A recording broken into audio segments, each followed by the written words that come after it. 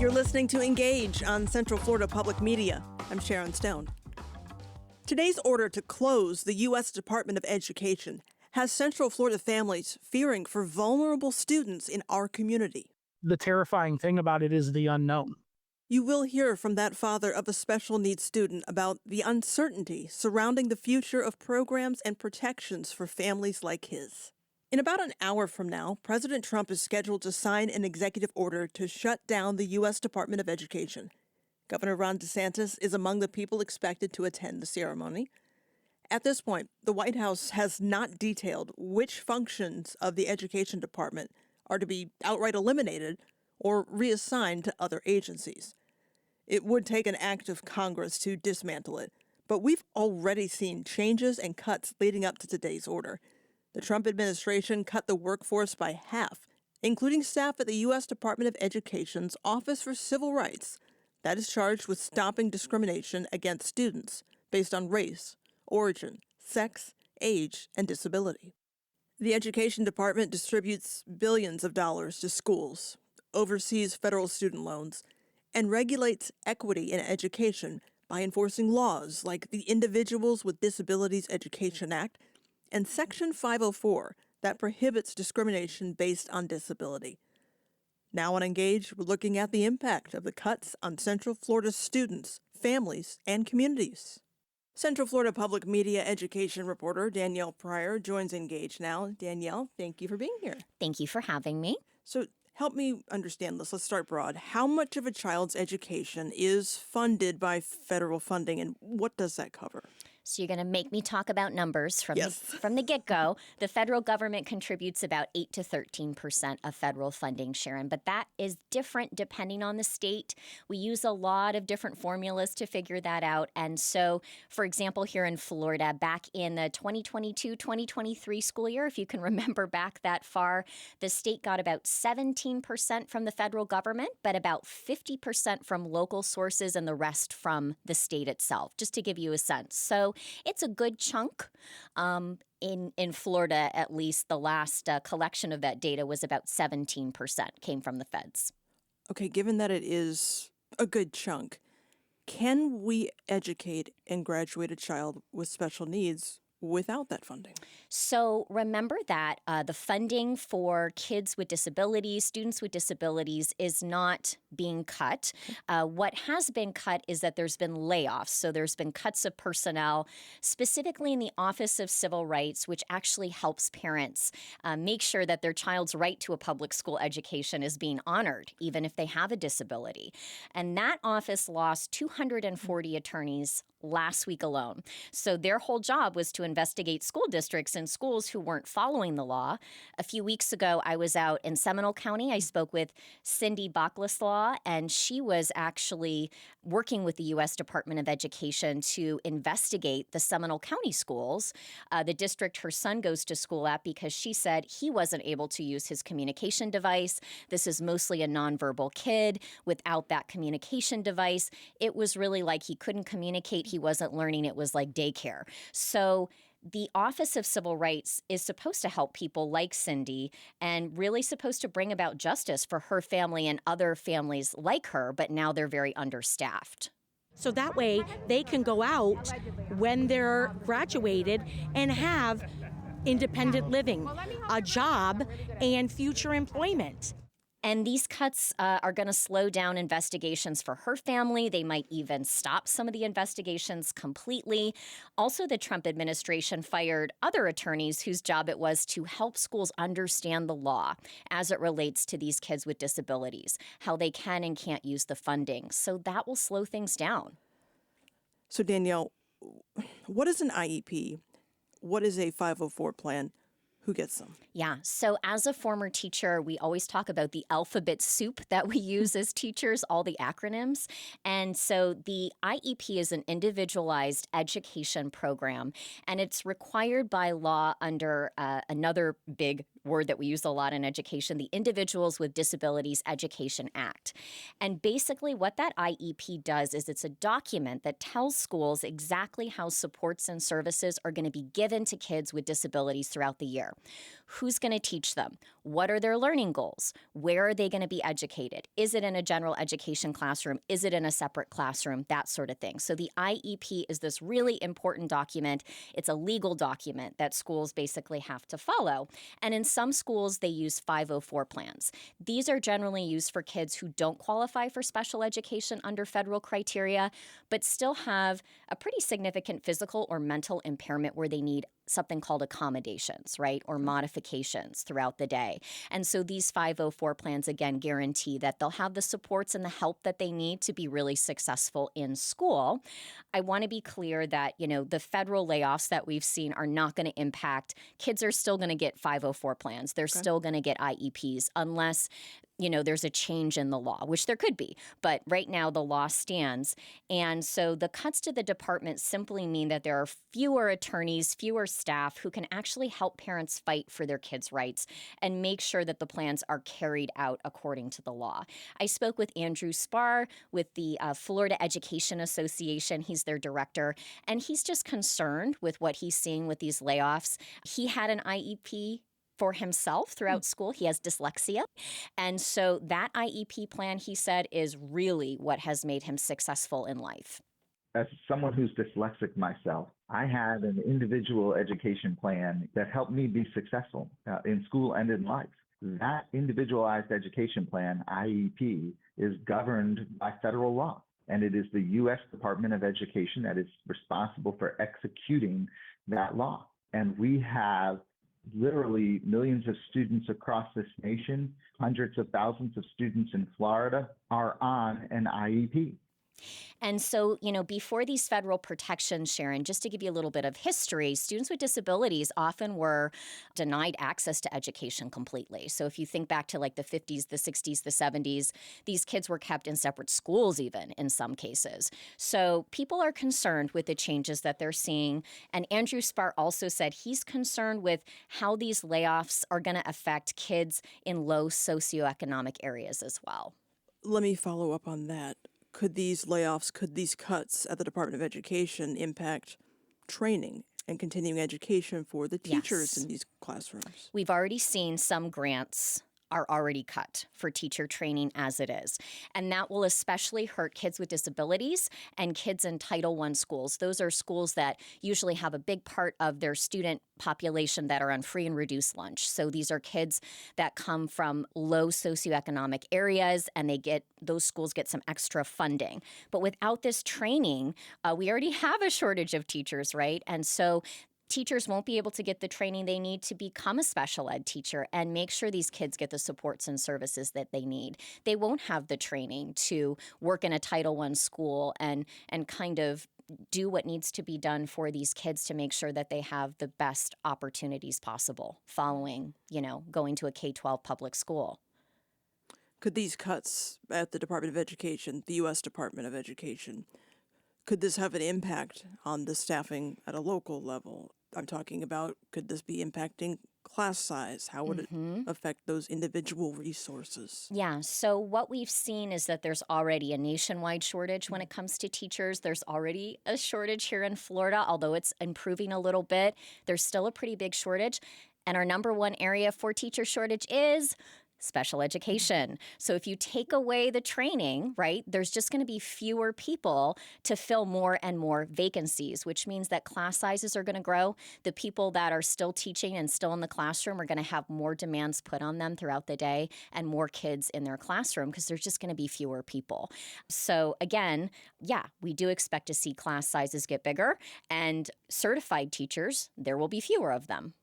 Okay, so it sounds like this would also impact students who do not require special education. So along with the layoffs that we talked about in the Civil Rights Office, there's also layoffs in the Office of Federal Student Aid. They lost more than 320 people last week. And so we've already had listeners call in last week saying that they couldn't submit their FAFSA application, that it was freezing up on them, that they just couldn't submit the application. I reached out to the feds, and they basically said, well, yeah, that's because we just had all these layoffs, right? So these were layoffs and people that could have helped students fill out their form. They were supposed to help them through the process. They were also IT specialists. So think about how there's always glitches, right, in education with applications and with forms. That could have been why things were freezing up, because there's just fewer people to fix those bugs now. So experts are saying people should start early if they want to apply for financial assistance moving forward, because there will be slowdowns at the very least with the FAFSA form because there's fewer people to kind of manage it. There were also cuts to people who help students navigate and apply for Pell Grants. There were cuts from the federal student loan kind of areas of the U.S. Department of Education. And on top of that, there's also fewer staff who are there to help ensure that Title I schools get funding that they need. So this is a really important story to watch on kind of a daily basis to see beyond these layoffs and cuts what else might happen with the U.S. Department of Education. And we will be watching. Central Florida Public Media Education reporter Danielle Pryor, thank you so much for joining us here on Engage. Thank you. A Seminole County family is sharing their concerns about cuts to the U.S. Department of Education, reducing the services that serve students with special needs. David White is a father of 6, including a son with complex medical needs, who has an individualized education plan and medical management plans. When Hayden was born, he was less than 2 pounds and given less than a 5% chance of survival. Today, he is 8 years old, nonverbal, and wheelchair-bound. David says there are periods when his son is getting better and other times when he regresses and things turn for the worse. This is a difficult week for the White family, but not an unusual one. Hayden is in the hospital. His family is hoping and praying he will rebound quickly. David White took some time yesterday to join Engage to talk about the cuts at the U.S. Department of Education and the protections in place for his son. Hayden is our oldest, and he's our first child that we had. And we knew that he would have some complications, but we never knew the extent of those complications. And now that he has 5 other siblings, so he's one of 6, he can't do everything that a child his age can do. I don't want to say normal because he's a normal child to us, and he has his own sense of normalcy. But those complications do affect the family because the kids aren't, with a 7-year-old sister, a 6-year-old brother, 4, 3, and 2-year-old brother. They don't always understand why Hayden's back in the hospital and why Hayden's not at home with us and why he's not in the car and why he's not going to church with us. So, the kids aren't really old enough to understand what's going on for the most part. But for us, it's really difficult because, even when he's home, it's constantly in the back of our mind, what happens if something goes wrong today? What are we going to do? What's our backup plan? What's our contingency plan for the other kids? And who's going to go to the hospital with them? What meds is he going to need? And how long is he going to be there? And right now, he's in the hospital and we're juggling, who's going to care for the 5 other kids on spring break, which she is, while I'm trying to work and be at the hospital with him. So it's a complicated ordeal. I certainly hope that everything goes okay this week. And again, I'm very thankful that you're talking to me. Is Hayden in school? So Hayden does go to school, against kind of our best wishes. We kept Hayden out of school for 1 additional year, which you're allowed to do, so he can continue to attend what's called a PPAC, or a Prescribed Pediatric Extended Care Facility in Sanford.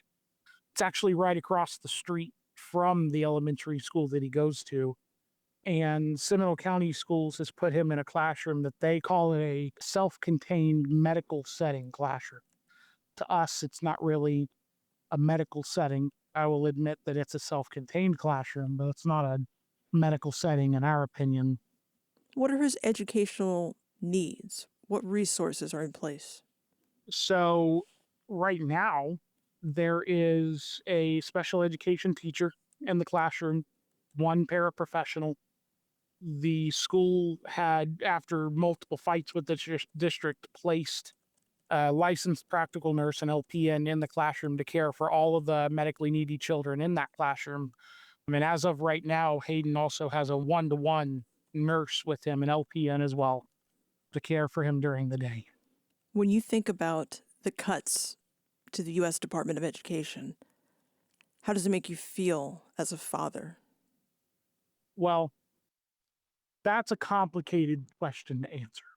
On one side, I will tell you that it terrifies me because we're already fighting day in and day out to get him the services that he needs.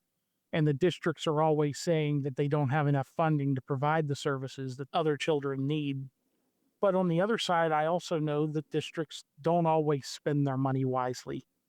And I think that they do need to take a better look at what services can they provide the children, how can they be more focused on providing more services to the children in the district rather than some other programs that they have that aren't necessarily serving the children in the county. But to answer, long story short, to answer your question, it terrifies me that they're wanting to cut funding that does affect special education, special needs, and medically needy children in the district, in districts across the state and country.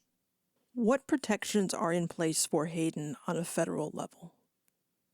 Every child in every district in every state in this country, there's a right to a free, appropriate public education. And above that, there's specifically for Hayden and other children like him, there's the Individuals with Disabilities Education Act, which kind of regulates, and it's a law in place to help provide supports for special needs children and medically complex children and those that need exceptional student education or ESE services. And then there's also the ADA, everybody's familiar with Americans with Disabilities Act, where they have to make reasonable accommodations to care for children with medical needs, with disabilities. And, you know, there are other programs out there that we could quote, but those at a high level, those are really the protections at the federal level for Hayden specifically. You said something I'm stuck on it. I'm having a hard time moving past it. When I first asked you about how the U.S. Department of Education cuts that are happening and the impact it could have on your family, you said you were terrified. I am. What's terrifying is there has been no definition and no security that they're going to continue providing the services for children that need it. We're hearing about all of these cuts, but I don't think really any of us understand, like, what exactly are they cutting? Are they cutting services directly to the children, or are they cutting administrative staff that really had no impact on the children that the Department of Education really serves? And what the terrifying thing about it is the unknown. To add to that, when I did read that they're cutting staff at the Office of Civil Rights, you know, the OCR offices are really one of the very few resources that families have when they disagree with the direction that their district or their governmental body is going in the care of their children. So I'm terrified but interested to see how these cuts are going to affect us short term and long term. How do you see this having a snowball effect? What's the impact to Central Florida as a community? Well, there were already things in the works with some districts here in Central Florida already wanting to cut special education services. And I think this is just going to add to that. It's going to, especially with having the unknowns of what exactly is going to be funded, what they're going to be able to be reimbursed by. I think districts are going to even cut back even more, and they're going to start depriving children of the services they need. And even if it gets corrected down the road, the damage might have already been done. And if families in Central Florida are already fighting, you know, before these cuts are in place, if they're already fighting for the supports that their children need, it's an unknown. What are we going to do when the cuts do come down? how much more fighting are we going to have to do, and how much is the district even going to be able to do to fix it? David, to what extent does Hayden understand what is happening and what all of this could mean for him? We're not 100% sure what Hayden can understand. But I'll tell you one thing that he does understand, and it's love and compassion from those that care for him. And I think he has a general presence and understanding of presence for the people that are around him. And I think he gets confused when there's different people around him. And I think he's confused as to why he's always in the hospital, why he's always seeing a different nurse that's caring for him. So it's really hard for me to answer that because we don't know how much Hayden really understands about what's going on. Seminole County resident David White is a father of 6, including a son with special medical needs. When we reached out to the Florida Department of Education, they directed us to an opinion article published in the Wall Street Journal Tuesday written by Governor DeSantis. It's titled, "Good Riddance to the U.S. Education Department." In it, he supports abolishing the department and reinvigorating state control of education. He writes, quote, "Florida has led the nation in refocusing our education systems on educating our students for lifelong success by eliminating DEI, expanding educational options, and making data-driven investments that support positive student outcomes," end quote.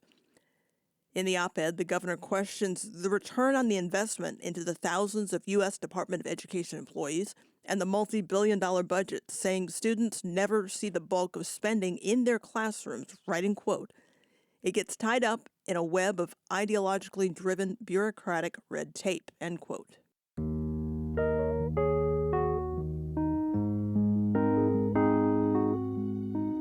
Cursive is a style of writing where the letters and characters are connected. It requires a level of penmanship and knowledge to interpret and execute that fluidity of words. Some of the most important historic documents, like the Declaration of Independence, are written in it.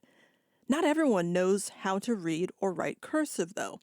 A listener shares this experience with Engage. Hello, my name is Madison Deal. I am 24 years old and I'm from Haines City, Florida. I attended Polk State College. I wanted to share a memory about a time I really wish I had learned how to write in cursive in school. They didn't teach us cursive. It wasn't part of the curriculum, and I honestly didn't think of much of it at the time. But as I got older, I started to realize how much of an impact it could have in life. I always see letters that I wasn't able to read or papers that I wasn't able to read if they were in cursive. And I remember visiting my grandma, and she noticed that I didn't know how to write in cursive. So she sat me down and started teaching me. It was such a special moment because not only did I get to learn something new, but I also got to spend that quality time with her. And I think that made the experience even more memorable. Now every time I use cursive, I think back to those lessons with her, and it's a happy memory that I cherish. This morning, a Florida House Education Committee approved and advanced a bill requiring public school students learn and be proficient in cursive by the end of 5th grade. Currently, the state requires cursive instruction, but there's no testing proving comprehension. The bill sponsor, Palm City Republican Toby Overdorf, joins Engage to talk about why this is a priority for him during this legislative session. I was talking with some folks about, believe it or not, signing mortgages and signing voter ID cards and looking at the signatures themselves. And we realized that there is a fair amount of Floridians in the younger generation that do not know how to write their signature in cursive. The other side is that I also spoke to some folks that their kids would get a letter from their grandmother or an older person, and they could not read that particular letter because the grandparent, of course, had put the letter in cursive writing, and it was like code now to this younger generation. And I couldn't believe that there was not cursive writing as a mandatory side to school. Diving into it a little bit further, we ended up talking to some others in education, there are some private schools that certainly teach this. Found that there is some public schools that are, assuming all public schools, that also have instruction in it. However, there's no proficiency with this whatsoever. In today's digital age, everybody focuses on texting or typing or that type of thing, and the cursive writing is a lost art. Yet, this is such a part of our history when we have the Declaration of Independence, the U.S. Constitution, all written in cursive writing. Yet now we have a generation that can't even read it, and so I felt it was a tragedy across the board, and explored this a little bit with the Department of Education and others, and had this thus far has been received very well across the board. So, what happened to cursive instruction? This used to be as standard as studying basic arithmetic. Yes, absolutely. And unfortunately, what we saw here in the state of Florida was that at one point it actually was phased out of instruction. And roughly, I believe it was in 2010, the state of Florida dropped it. And then in 2014, they brought it back a little bit, but then it wasn't until after Governor DeSantis was elected and in 2020, they started to bring it back more. That being said, there is no requirement, like I said earlier, for proficiency. There's no, although students may in fact know how to make an upper and lowercase letter, there's no continuation of that. So once they are done with fifth grade, that is not taught anymore. It's a lost art, and there's no sentence formation. There's nothing along those lines. When I look at this one more time, we look at taking notes in our various classes. Nowadays, a lot of folks type with the tablets or with your computer for your notes. Again, here's something that we could be taking down and taking our notes with. And so I think it's really a reflection of our modern times have lost this art, and I don't want that art to be lost. I want to follow up on what you just said about everything being done electronically. What do you say to people who argue there isn't a place for cursive anymore? Everything is electronic. You don't need to write letters. The class time you better spent doing STEM instruction. What I would say to that is that the hand-eye coordination that you're associated with for cursive writing, the fine motor skills that are developed for individuals are all things that allow our students to become more proficient at whether it be art, whether it be, again, hand-eye coordination, whether it be the ability then to express themselves as individuals. When you look at a computer or you look at a tablet, unless you change your font, everyone is the same. And by having cursive writing, it allows individuals to shine. And this nation is obviously built on individuals, and we have a long history of cursive writing. And I think it's critical that we continue that history and that individual nature so that future generations won't struggle with whether it be signing important documents or verifying their identity, and so they can fully participate in civic life that is beyond just that computer screen that they're immersed in. Representative, did you learn cursive in school? And what do you remember from those lessons? So I learned cursive writing in Mrs. Borchi's second grade class in Grafton, Massachusetts, and had my letter formation. Went on to third grade and Mrs. Salem's class. And by the time I got to fifth grade in Mr. Gorman's class, unfortunately, my dad's influence of penmanship made me do remediation on my cursive writing. I had to stay extra at school in order to get my cursive writing down. My sister and my mom, of course, have fantastic handwriting, as does my wife. I still struggle a bit with my cursive, but I will tell you, as I'm going through this process, it's getting better because I'm sending out letters to my compatriots in my cursive writing to show them that this is, in fact, an art. So yes, I was taught and was taught again, and now let's put it this way: I'm even relearning now. No, I can relate to that. Some of those letters are tricky. Capital Z, that will take a minute to get down. Capital Z, capital G, and even your L. It's Yes. true. Uh-huh. So, are you hearing support from your colleagues in the House or any voices opposing this? We've heard overwhelming support. Of course, we didn't have a single negative vote while we were in hearing recently. We haven't had a big pushback on it, with the exception of there are some teachers that have said, "Look, we're teaching this already within the school system, and we don't need another mandated class. We don't have time for that." And I would say to them that somehow there are schools out there that are outside of the public school system that are certainly making time for it. And those students are coming out with a knowledge of cursive writing. So for our public schools, I think it's a critical item for them to continue to keep up with those that are choosing to use Florida's school choice programs and go elsewhere. So I would say that these public schools that are going through the process, cursive writing is coming. Let's get prepared for it. I'm excited about it. And I think that the students will have a long-term skill that helps them again with their motor skills, with verifying their identity, and again, being a full part of our country's civic life. Florida State House Representative Toby Overdorf's district covers Martin and St. Lucie counties.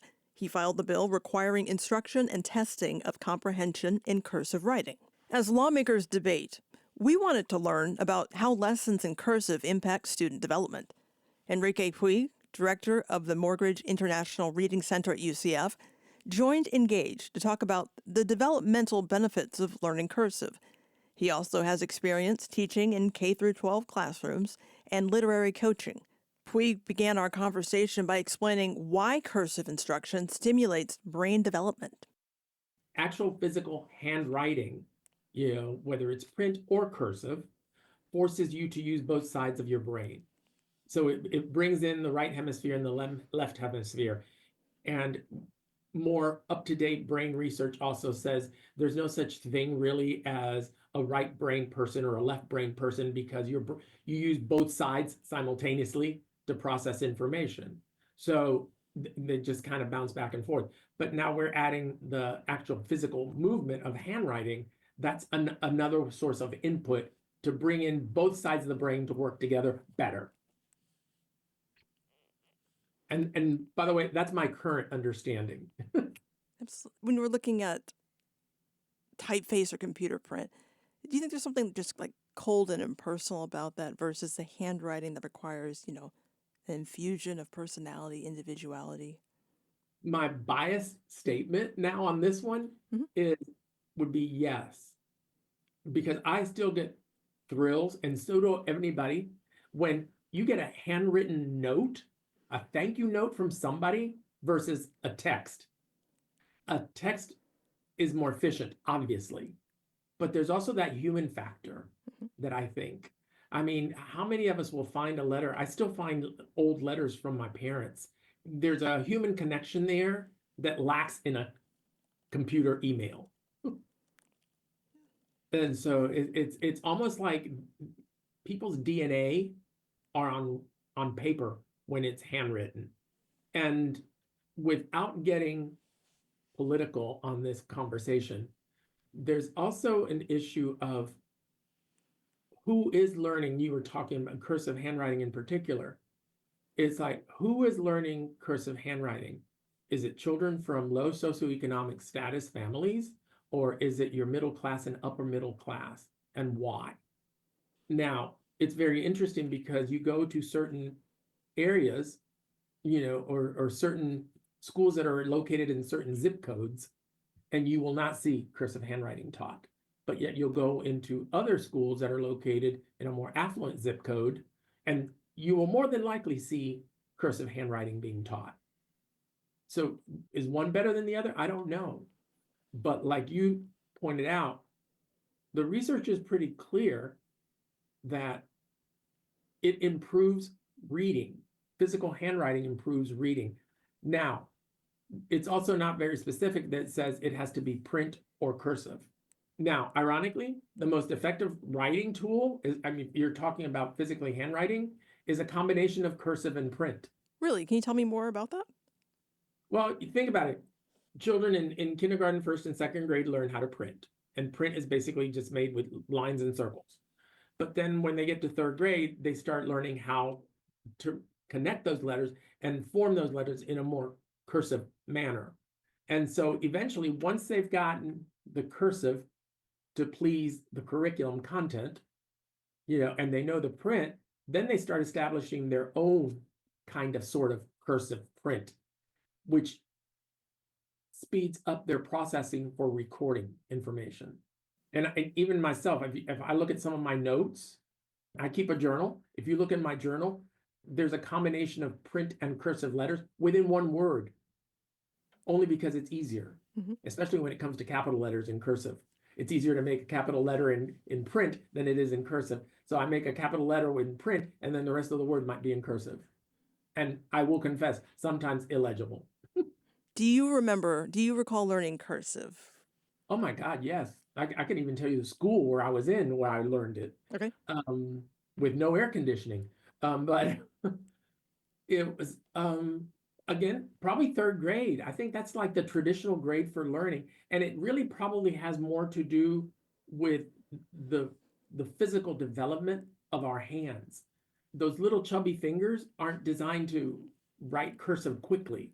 I can, as a 5-year-old or a 6-year-old, I could probably, in like any 5 or 6-year-old, make a circle and a line. And from there, I started putting those circles and lines together. I think, and that's the most handwriting instruction, and start making letters once I knew what letters were. So that's the reading aspect of the writing part. Because if I don't know what letters were, how am I going to mimic what a letter is, even though I can make a circle and a line? So it kind of goes hand in hand, which again is what the research is showing, that physical handwriting improves reading. But because you think about it, in English at least, we read from left to right. When we write from left to right. So there are two processes that help one another to accomplish a goal. So while you are practicing your handwriting from left to right, when you get to read text, you realize, oh, I'm going to read text from left to right because I haven't been writing from right to left. You have an experience that is very varied from first grade all the way up to now higher education where you're working now. Can you speak to me about the difference in just trying to learn the skills of writing cursive in those grade school years, grades 2 through 5, versus some adults that I talk to now that have no idea how to write cursive and want to learn in their 20s? It's funny because this semester I'm teaching a graduate and undergraduate, and the undergraduate class, we were talking, I can't even remember what we were talking about, but I turned to the dry erase board and I wrote something and I heard some grumbling behind me. And I'm like, okay, I know it's not the content. They read the article. It's like, I turned around and looked at, now, mind you, these are seniors at the university. And I said, how many of you can read cursive? I only had 5 people raise their hands out of 30. I'm like, okay. So I had to adjust. It wasn't an issue of me teaching them cursive in college, because no, that's not the point. But it's like I need to adjust myself as the instructor, and again, every teacher, kindergarten up through doctoral classes, does this. These are the student strengths. They're highly intelligent. They're knowledgeable. They can't read cursive. So Enrique, guess what? You have to print if you're going to put anything in front of their faces. That's it. And I think any classroom teacher does the exact same thing. It's, what are the students' strengths? What do they need? And the teacher's the adult in the room. So in my case, there are many adults in the room, but I'm still the teacher. So I have to adjust my instruction just like any classroom teacher in the primary grades does. Enrique Puig is director of the Morgridge International Reading Center at UCF.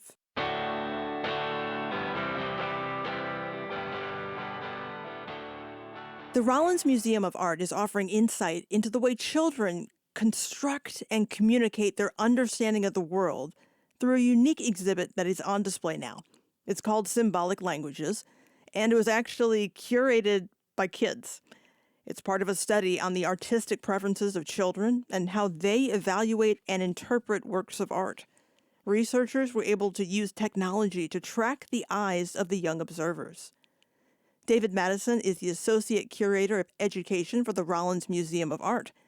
Alice Davidson is Executive Director of the Child Development Center and Professor of Psychology at Rollins College. They both joined Engage to give us a tour of symbolic languages. The exhibit features the children's interpretations of the fine art on display and artwork created by the preschoolers.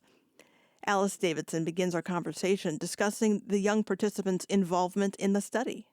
They were very aware that we were interested in their preferred artistic pieces. So from the very first time we brought them to the museum and presented them with 4 different works, we sat down with them. One of our teachers, our director, Diane Doyle, sat down with them one child at a time and just asked them to look at the images and ask them which one is your favorite piece and tell us why. So these children are used to being in conversation about art, and they're used to having their experiences and ideas taken seriously. But in terms of the extent to which they knew that we were creating the exhibition around their preferred pieces, I'm not sure how aware of that they were. I want to talk to you more about how the children interpreted the art, but first, for the people who are listening to us talk, can you describe to me what images were the kids looking at? Sure. David, why don't you tell us about Sure, your artwork? absolutely. So we started with 4 artworks that each were an example of portraiture. We knew that we wanted to work with faces in some way because there's so much research in terms of how children perceive faces from a very young age. And so we had 4 very different types of work. We had 2 abstract artworks. One was very large scale. It's a piece by an artist named Chuck Close, and it's a very colorful piece. This was the most popular among the 4 choices. And then we had 2 more representational artworks. One was a self-portrait, and another was a sculptural piece by an artist named Elizabeth Catlett. And so from those initial selections, we gleaned some insights from the children about what they were responding to and why. And that information then informed the rest of our curatorial process. Is there a difference in how children experience art compared to adults? Do they understand more than maybe adults give them credit for? It's so easy to just assume that children's engagement with art is, maybe cute at best, and they really can't understand or come away, have a meaningful experience engaging with a work of art. And, in kind of preparing for this study and doing a lot of background reading, young children are drawn to symmetrical works, just like adults are. They are drawn to bright and powerful colors. They experience, their emotions are evoked in response to particular pieces. And this was a lot of what we found in our study as well. When we asked children, which one is your favorite and why, color was the predominant criterion that, for a piece being a preferred piece. And some of our children, especially our older children who were 5, also connected the artworks to important aspects of the developing sense of self. So we had one child who was looking at this abstract piece who talked about how it reminded him of the mountains of California, and so they're connecting these pieces to who they know that they are, and they have strong preferences. And what was really cool is that not only did we capture their explicit preferences by asking them to look at the works and tell us which one was their favorite, we also measured their sort of physiological response to these same artworks via images via an eye tracker. And so we were able to measure which pieces drew their attention or captured their attention most quickly and how long they looked at certain pieces. So within the exhibition, you'll see these responses from the children. We wanted to, of course, honor their, and this is very serious business. I know there's a lot of joy in working with children, but this is a serious research project. And when you come into the show, you will see quotes from the children in responses to works of art. You will see artworks that they created shown on tablets next to the pieces that inspired them. And then an important element, and one that Alice just touched on, is that some of the children, they started to tell stories in relation to these artworks. And so we have a section of the exhibition called Fantastical Narratives, where they have written collaboratively, each class, a storybook inspired by one of the works in the show. It was the starting point. And so this is a very different way. I think when we come to the museum, we often anticipate seeing or finding information about the artist or the historical context written up on a wall label. But this is a very different type of interpretive strategy for a museum. It's a different way of activating these artworks from our permanent collection and really highlighting the value of not just children's interpretations, but all of our interpretations of works of art, that we all have inherent preferences and we all have responses drawn from personal experience. And so there's just been such wonderful kind of takeaways throughout the process of designing the show and learning from these children. Also, I think, preschoolers, they are really starting to understand these very concrete aspects of the self. So if you walk into a preschool classroom, they will tell you how old they are, what their favorite color is. They have strong preferences for foods. And through engaging with art, also, they are reflecting and also refining those preferences. They're coming to understand what evokes emotion in them, what makes them happy, what connects to meaningful experiences, maybe the material of a work that they have used in their own artistic creations too.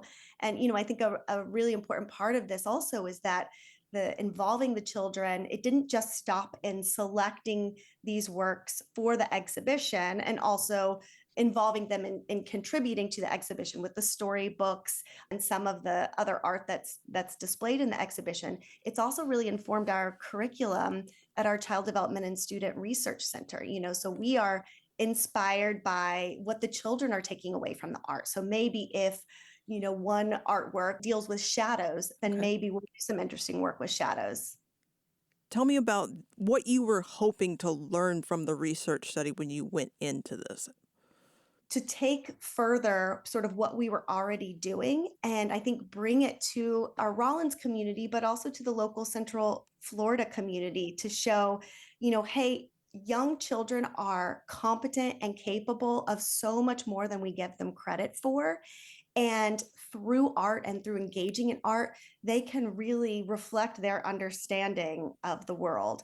And it's not just an exhibition for little people. It is wonderful and enjoyable for people of all ages. So I hope that so many people come and enjoy the interactive components and, just getting a sense of how this project evolved over several months.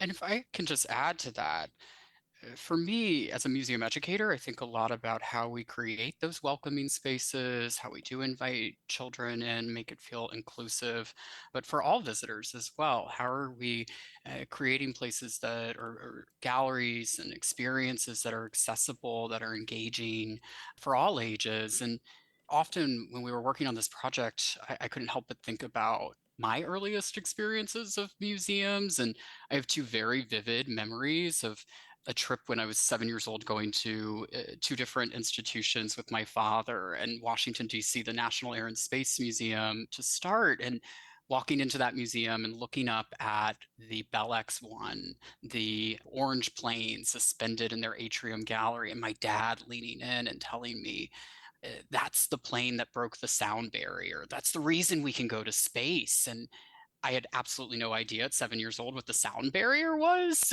but I did understand in that moment. My father had this reverence for an object, and it has stuck with me. And I also on that trip though went to the National Gallery of Art, and I was so excited because I got to see my first Van Gogh painting in person, Nice. and I had studied Very Van cool. Gogh. Very cool, yeah. And studied Van Gogh in this like after school classes, and I wanted to document that moment, and I reached for my little disposable camera, and no sooner had the flash gone off than a guard had come down and told me, no, no, no, we don't take pictures. And I got very upset. And I feel like I kind of oscillate as a museum educator between those two sensibilities, this ability for museums to evoke a sense of wonder in us, but also instill a bit of fear and even discipline us. And when working on this project, I think I'm hoping that the children that participate, uh, when they're my age, 25 years from now, they'll have a different maybe relationship to museums. Maybe they won't be as afraid. And what if that guard had asked me, "What do you see in this painting?" David Madison is the Associate Curator of Education for the Rollins Museum of Art. Alice Davidson is Executive Director of the Child Development Center and Professor of Psychology at Rollins College. Admission to the museum is free and it is open to the public. That's all for this week's Engage. All of our shows are available on demand at cfpublic.org. You can get in touch with Engage to comment about a story or suggest one by email or text. That text number, 833-793-9633, or the email, engage@cfpublic.org. I'm Sharon Stone. Thank you for joining us. All Things Considered is coming up following NPR News.